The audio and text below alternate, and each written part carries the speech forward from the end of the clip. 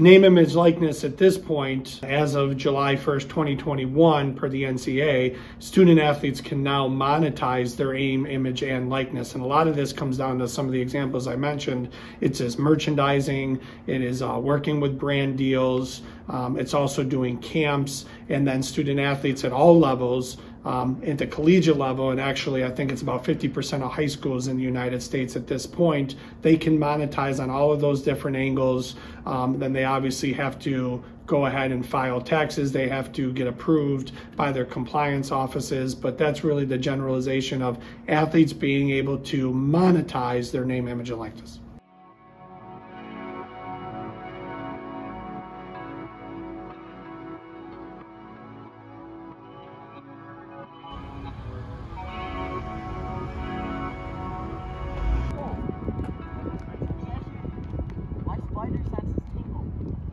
One of my former coaches, his daughter's like a world-renowned bassist player, and was at Berkeley University, Berkeley College in Boston. And I just always remember that she could go and make money at concerts because of her abilities. And I'm like, well, why is it okay for her to do that, but a basketball player or a women's lacrosse player couldn't? So I was always in favor of it. So it was exciting to see that answer come down, or that decision come down. These schools are making millions of dollars off of them, off of their name, and they just profit nothing from that. Yeah, they get to go to school for free, but they profit nothing when these schools are just making millions of dollars off of them. So I think the whole rule change was a great thing, and it's something that I think the NCAA is realizing they made the right decision. So in July of 21 is when the NCAA basically lifted their prohibition on name, image, and likeness. And almost immediately, we started working with our governing board to go ahead and start proposals to revise our amateur rule in our handbook to allow students to benefit from their name, image, and likeness as long as they're not affiliated in any form or fashion to the school that they participate at. My name's Keegan Lynch. I'm a senior at Baldwinsville.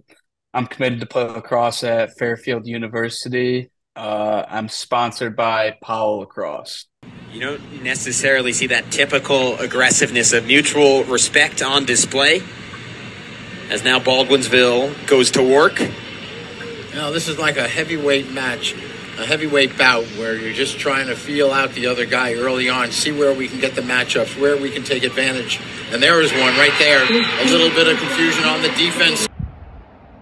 I just saw that Tully's signed a student from CBA, which I think is neat. I mean, I think there's opportunities there for kids that if they wanted to pursue it. Long snapper in Leo Tallarico, who's a five-star long snapper, #1 in New York State and top 15 national.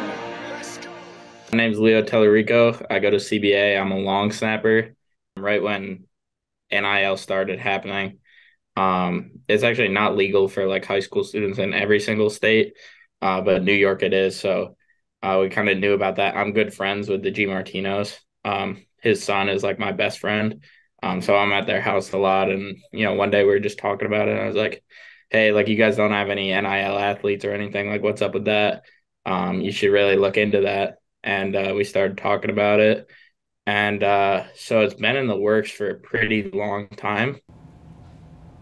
But it didn't really become real until like I started seeing like my older brother who plays at Fairfield. He started getting some people reaching out to him. And I was like, wow, this is like a real legit thing. Like people are making legit money off of this. Sometimes it's hard to find summer jobs, maybe. You know, there's not an interest there. I don't want to go work at a lumber yard. I don't want to go, you know, mow lawns. I want to do something I love, and this might allow them to do that.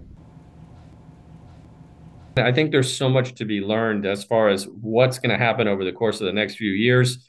How do we address at the high school level? I mean, college hasn't even figured out how to address collectives. So the question often gets asked, well, how are you going to address collectives? And I think it's one of those things that we really have to wait and see how things play themselves out and how they impact the high school space.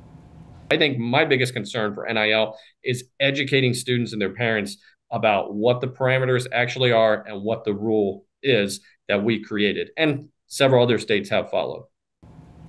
And then I can just teach, really that's what it comes down to, is teaching them what's out there, what they're able to do, ways they can market themselves correctly and safely. It really just comes down to education.